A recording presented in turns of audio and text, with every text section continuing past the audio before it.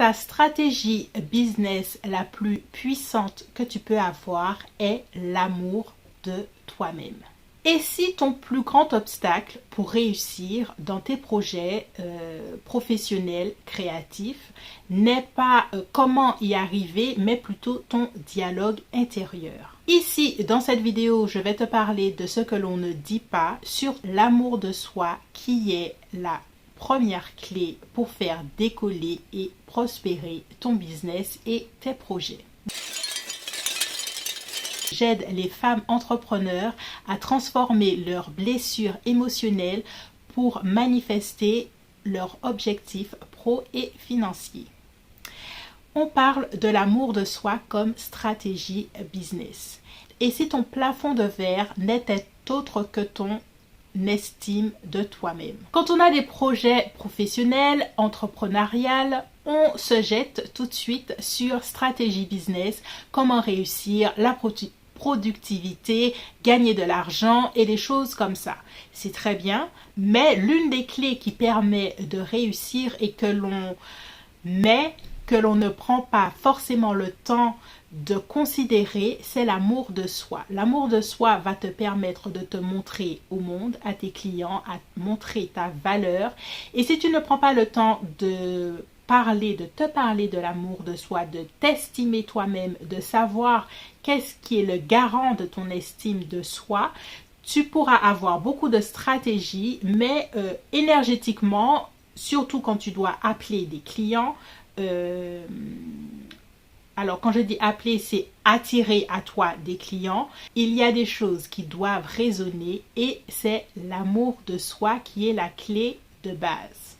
Donc l'amour de soi, ce n'est pas un concept de bisounours. Ça va te permettre de pallier le syndrome de l'imposteur, de pallier la peur de l'échec. Ça va te permettre d'apprendre à rebondir pour avancer et prendre des risques. Savais-tu que les entrepreneurs qui travaillent sur l'autocompassion prennent plus de risques dans leurs décisions entrepreneuriales? Les leaders qui pratiquent l'autocompassion ont une capacité à mieux rebondir pour mieux sortir des échecs. Si tu subis des échecs et que en plus tu as un dialogue intérieur en mode bourreau, ce sera plus difficile pour toi de te relever et d'avancer. Quand tu as ce dialogue intérieur avec des pensées négatives, tu es en mode stress et le lobe frontal qui est ici ne te permettra pas de prendre les décisions dont tu as besoin parce que quand on est en mode stress, le mode décisionnel n'est pas enclenché. Le résultat, ce sera des blocages, ce sera l'autocritique, ce sera la procrastination.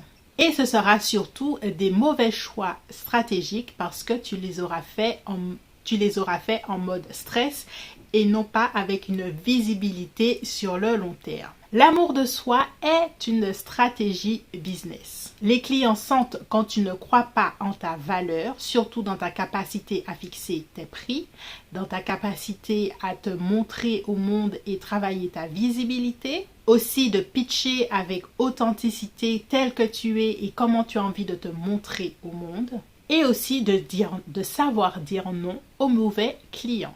Pour faire tout ça, il faut déjà avoir fait un grand oui inconditionnel à soi-même, travailler l'amour de soi, travailler ton estime et ta perception de ta propre valeur. L'échec est un tremplin seulement si tu t'aimes assez pour en voir les côtés positifs. L'amour de soi va te permettre de voir que l'échec n'est pas ton identité. Tu peux échouer, mais ça ne veut pas dire que tu es nul. Tu peux échouer, mais ça ne veut pas dire que tu es une mauvaise personne. Et pouvoir justement avoir cette protection intérieure et toujours t'aimer malgré tout va te permettre de rebondir beaucoup plus facilement et rapidement. Ça va te permettre de changer de j'ai échoué à j'ai appris de cette expérience. Je vais te donner maintenant 2 outils concrets pour t'aider à travailler l'amour de soi.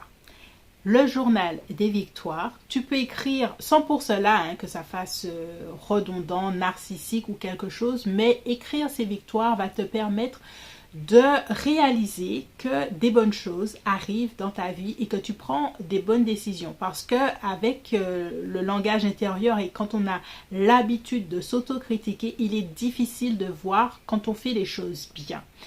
Écrire ces genres de choses va te permettre de lire, de voir et de te rappeler qu'il y a des bonnes choses qui arrivent, que tu as des capacités à faire des bonnes choses aussi.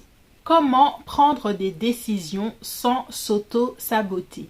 Ici, c'est la technique du double moi. Tu te parles comme si tu donnais un conseil à un ami dans une situation où tu dois prendre une décision. Que conseillerais-tu à cet ami de façon bienveillante? Tu auras tendance, quand tu vas prendre cette place, à avoir une attitude beaucoup plus juste et moins dure avec toi-même.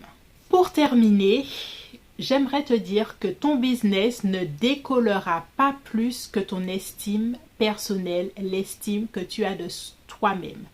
Tout est lié et ton estime de toi va te permettre de faire grandir, prospérer ton business, tes décisions, tes stratégies, tes opportunités. Plus tu vas prendre le temps de vraiment travailler ton estime de toi, l'amour de toi-même, et plus tu vas avoir énergétiquement cette ressource intérieure qui va te permettre d'avancer, de prendre des risques sans pour cela être ton bourreau intérieur ou des choses comme ça. Tu vas apprendre à pouvoir vendre sans avoir honte, à pouvoir te relever beaucoup plus facilement et à transformer chaque obstacle comme un marchepied vers le succès. Si ce sujet t'intéresse, j'ai une masterclass gratuite sur l'amour, les 7 piliers de l'amour de soi. Tout est en barre d'infos. Si tu as aimé cette vidéo, n'hésite pas à t'abonner, à me laisser un petit commentaire et puis je te dis à bientôt.